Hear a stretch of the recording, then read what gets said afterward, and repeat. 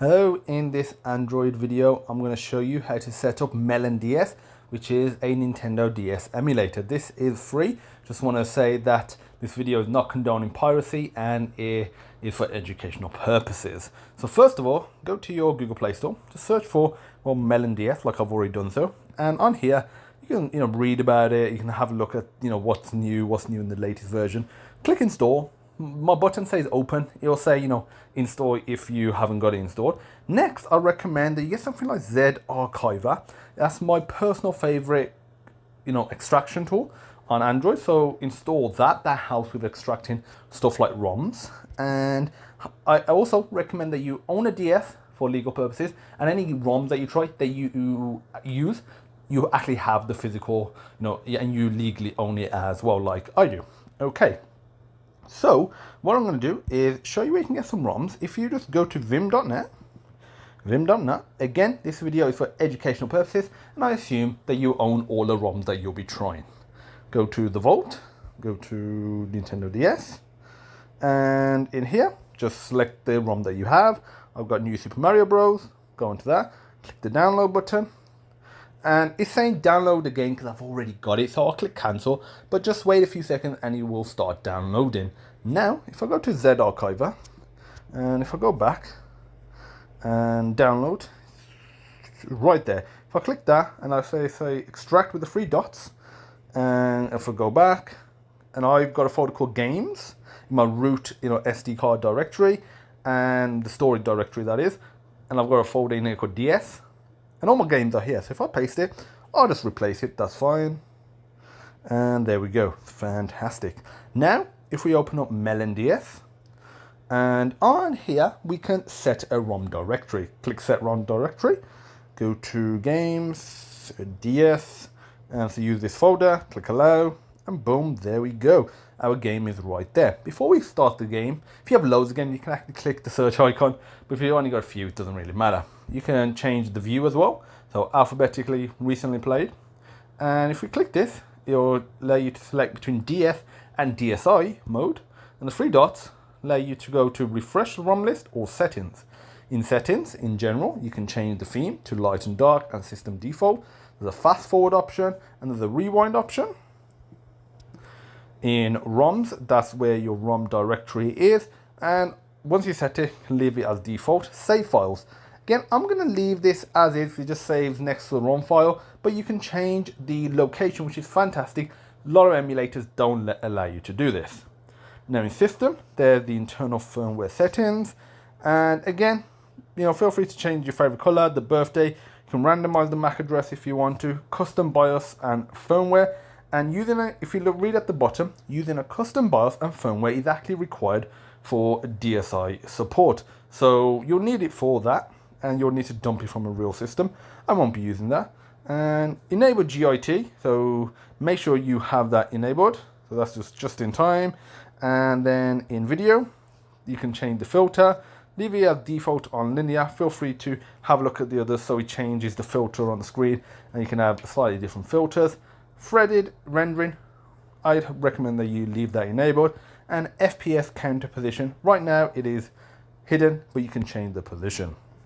And in audio, a few different options like bitrate, but I'll just leave it as is. And you can even change the microphone source. So you can either just have blow, which will just constantly be blowing essentially some sound into it, so that way there's something going through it, or you can have the device microphone, which is pretty cool. And input, key mapping, if you have a controller connected, like if you've got a built-in controller on your device, let's say it's like an Android portable console, like Retroid Pocket, or if you've got an Xbox or PS4 controller connected, you can map it up. So if you click B, for example, you can map a key and then you press it on your actual controller. I don't have it, so I'm not going to map anything. And they'll just appear as just touch buttons. And there's the layouts. You can add a new layout, move the inputs around. You can have vibration as well, and you can enable cheats, and that's it. There's a gear icon on the game, which allows you to change the boot system, the microphone source, so you can have a different one for a different sort of microphone source for different games, which is pretty cool. You can have the different controller layout. You might have different controller layers for different games. one of the things I love about emulators is like the profiles and all those other states and things that you can sort of cater and tailor make for different games. And you can press cancel. If I click that, it'll start loading.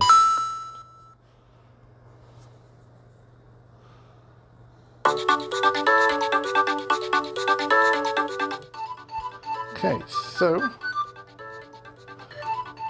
I'm just going to turn the volume down. So I'll just click back and let's sort this out. So you want it in, if you have it in portrait mode, it shows you like this, which isn't very good. If you have it in landscape mode, it shows you the screen, some proper buttons, and like the other mini screen as well, which is pretty cool. So that is what we want. And we can actually use the what's it called? The touch screen to actually navigate a smaller screen. So we can actually play now. So I've just clicked fast forward.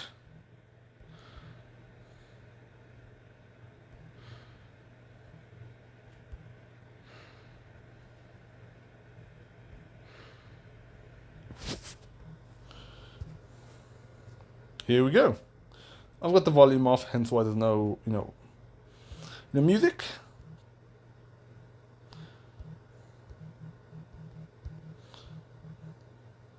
Here we go. As you can see, it is running extremely smooth, really well. And if you have a game controller, it works even better. Yeah, let's see what we can do. Oop, that was not ideal. Ooh, is that the big bad boy?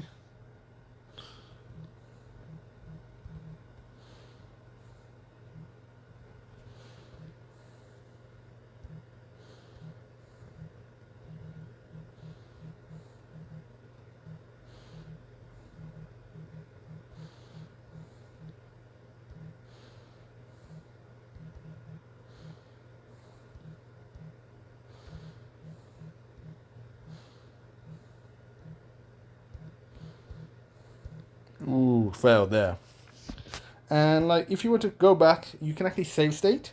So that's pretty cool. If you save a state, so if I click save and click a state, it means I can load the state. And the benefit of doing that is, let's say you turn the emulator off, turn it back on, you can continue literally where you left off. That's one of the beauties of save states.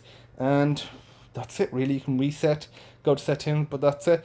I'll leave it at that. If you have any questions, feel free to join the Discord group. There's a link in the description. If you like the video, give it a like and hit the subscribe button, and I'll see you soon. Bye bye.